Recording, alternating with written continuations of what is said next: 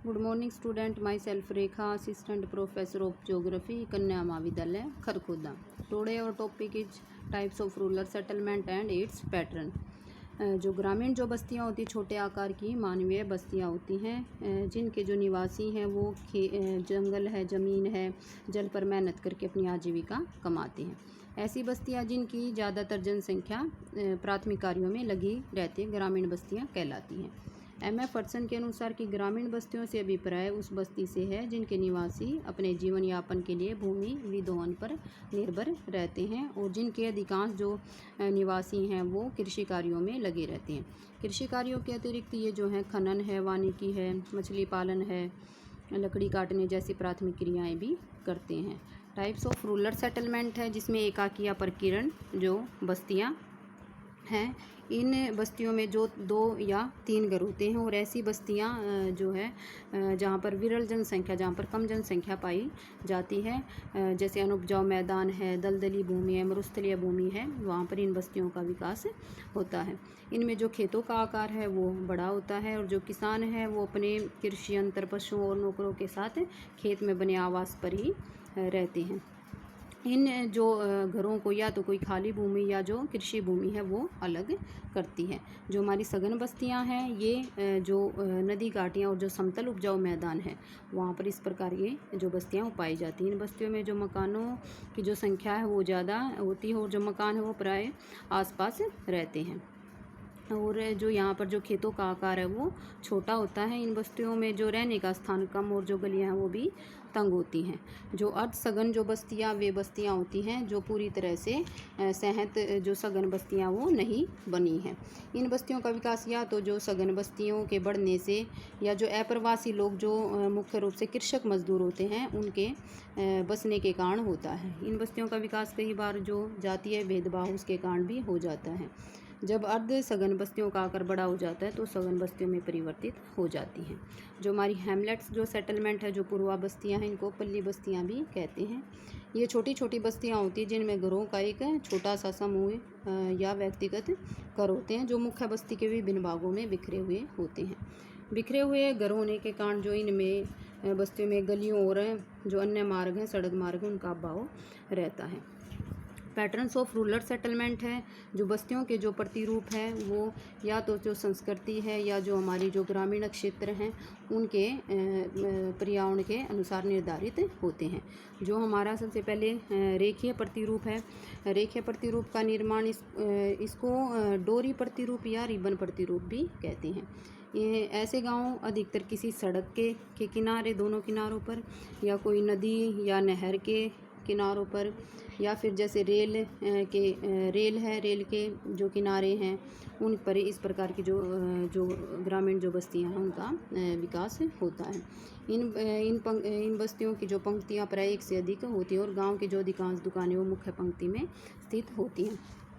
जो हमारी चौकपट्टी जो प्रतिरूप है वो जब किसी मैदानी भाग में किसी स्थान पर 2 परिवहन जो मार्ग हैं वो लंब दिशा में आकर मिलते हैं तो उस चौराहे पर आयतकार प्रतिरूप में ऐसी बस्तियां जो हैं का निर्माण होता है।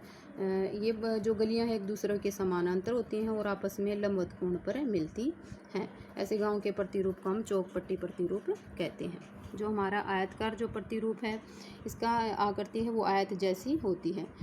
जो इन बस्तियों का जो प्रतिरूप है समतल क्षेत्र और जो अंतरा पर्वतीय जो घाटियाँ हैं वहाँ पर पाया जाता है। इनमें जो सड़कों का जो बिछाव है वो आयतकार होता है और वो एक दूसरे को समकोण पर काटती हैं और जो मकान हैं इनमें एक दूसरे के पास होते हैं और गलियां जो हैं वो सीधी होती हैं। जो हमारा अरीय प्रतिरूप है इसमें जो है कच्चे और पक्के मार्ग विभिन्न दिशाओं से आकर मिलते हैं और उन ग्रामीण आदिवासियों का प्रतिरूप अरीय बन जाता है। इन मार्गों का जो मिलन स्थल है वो ग्रामीण आदिवासियों का केंद्र होता है और केंद्र से बाहर की ओर दोनों ओर मकानों की बसावट मिलती है। जो केंद्रीय भाग की ओर आदिवासियों की जो सघनता है वो ज़्यादा होती है और बाहर की तरफ कम होती है। अब हमारा जो तारा प्रतिरूप है, जो स्टार पैटर्न है, वो अरीय प्रतिरूप का ही विकसित रूप है।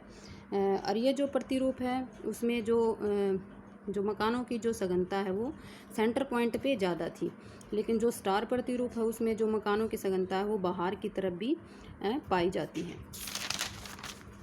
जो हमारा क्रॉस जो प्रतिरूप है जो इसमें इस प्रतिरूप में गांव स्थानों पर बसते हैं जहां सड़कें अथवा जो मार्ग हैं चारों ओर से एक दूसरे को लगभग समकोण पर आकर मिलते हैं। ऐसे गांव के घर चारों दिशाओं में बने मिलते हैं।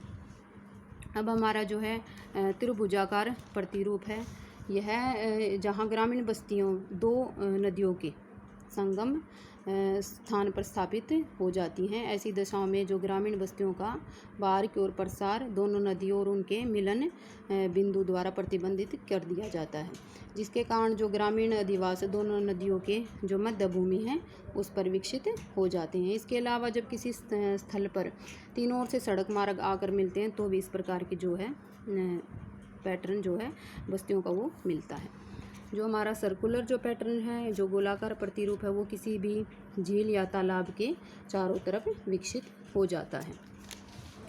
हमारा जो सेमी सर्कुलर जो प्रतिरूप है, जो अर्धवृत्ताकार प्रतिरूप है, उसका निर्माण किसी झील या नदी के मोड़दार तटों, नदी विसर्पों या जो गोखुर झील है उनके आसपास होता है, जिसके कारण जो अधिवासों का जो प्रतिरूप है वो अर्धवृत्ताकार बन जाता है।